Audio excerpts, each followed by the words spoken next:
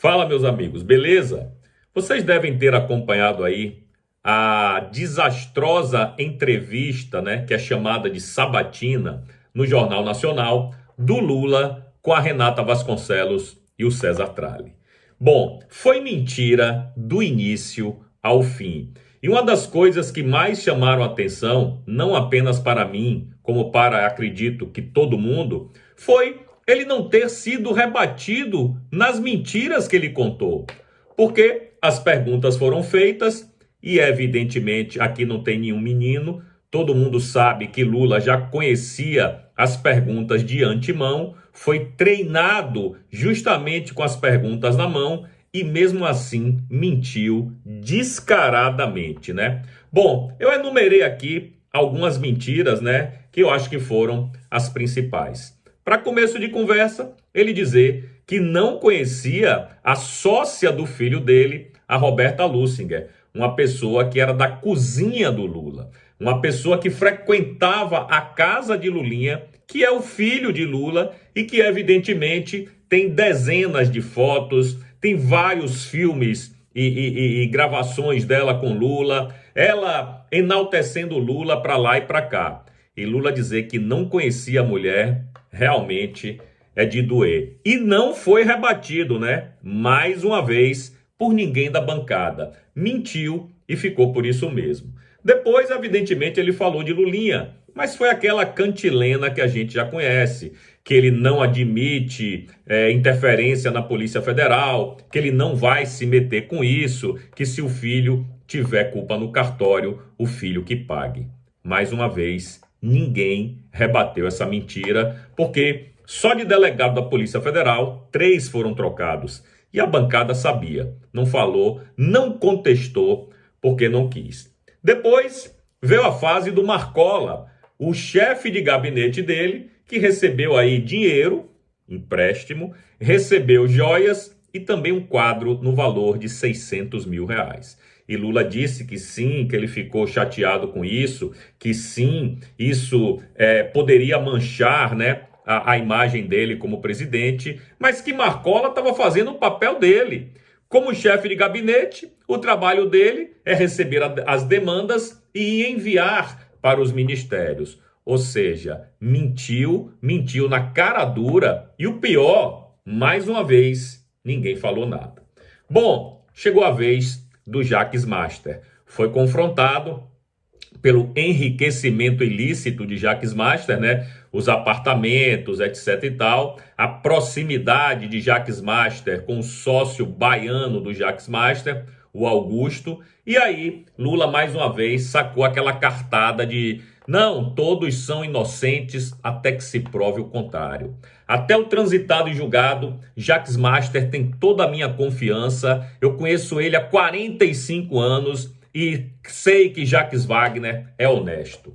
Isso foi o que ele falou. E com certeza ele poderia ter sido contestado aí, mas mais uma vez a bancada deixou passar em brancas nuvens. Aí veio os erros no PIB, onde ele mentiu descaradamente sobre a economia, dizendo que recebeu um país falido, quando o Bolsonaro deu para ele um país com mais de 50 bilhões de reais em caixa, mentiu sobre o PIB, dizendo que a única vez que teve PIB acima de 3% foi no governo dele, e isso, inclusive, ele tomou uma checada de fatos, tanto da agência Lupa, que é da Folha de São Paulo, quanto do Estadão, com o Estadão Checa. Então, meu irmão, mentira que poderia ter sido rebatida lá e também não foi, né? Porque a gente sabe que em plena pandemia, o presidente Bolsonaro conseguiu uma façanha inédita que foi crescer acima de 3%. E naquela época também o Brasil teve uma inflação menor que a dos Estados Unidos. E isso a bancada também não se lembrou, né? Depois falou do Carlos Lupe, ministro da Previdência Social, enquanto a roubalheira dos aposentados comia no centro. Ele foi questionado por que é que ele apoiava Lupe e subiu no palanque de Lupe, quer dizer, Lupe subiu no palanque dele e ele ficou lá elogiando um bandido. A mesma coisa que falou do Jacques Master. Não, ninguém pode ser considerado culpado enquanto não está transitado e julgado, etc e tal. Que ele conhece Lupe há muitos anos, quase o mesmo discurso do Jacques Master. O que realmente, vamos combinar, né, velho? Foi no governo de Lula, na gestão do Lupe, que explodiu o roubo dos velhinhos e aposentados. E claro, primeiro que se você fosse honesto, você não ia botar um bandido para cuidar dessa área. E segundo, que no mínimo você deveria dizer, não, cara, eu tenho que me afastar desse mau elemento. Mas não foi isso que Lula fez. E por fim, um dos momentos altos ontem da sabatina foi quando ele perdeu a paciência com a Renata Vasconcelos, né? Interrompendo ela, dizendo que, na verdade, ela não deveria fazer aquele tipo de pergunta, a pergunta não deveria começar assim, deveria começar em outro sentido. Ou seja, ele queria dar uma lição de jornalismo para uma jornalista. Sim, péssima jornalista, mas pelo menos ela é jornalista e ele não é. E isso pegou mal demais, a galera toda nas redes sociais chamando ele de machista e de misógino, e agora ele vai ter que conviver com mais essa atrapalhada que ele deu ontem no Jornal Nacional.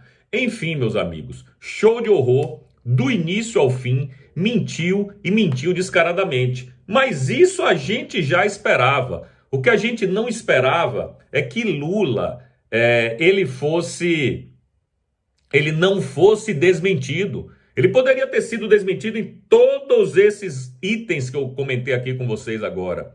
Só que em momento algum a bancada resolveu desmenti-lo. Talvez até por meio, por receio de perder as gordas verbas publicitárias que a Secom manda para a Rede Globo. Mas que foi uma vergonha, tanto para os entrevistadores quanto para o Lula. Essa é a minha opinião. Bom, meus amigos, se vocês ainda não se inscreveram nos meus canais, o Didi News e o Didi RP2 no YouTube, por favor, se inscrevam lá. Deixa aí nos comentários o que é que você achou dessa sabatina de Lula ontem no Jornal Nacional.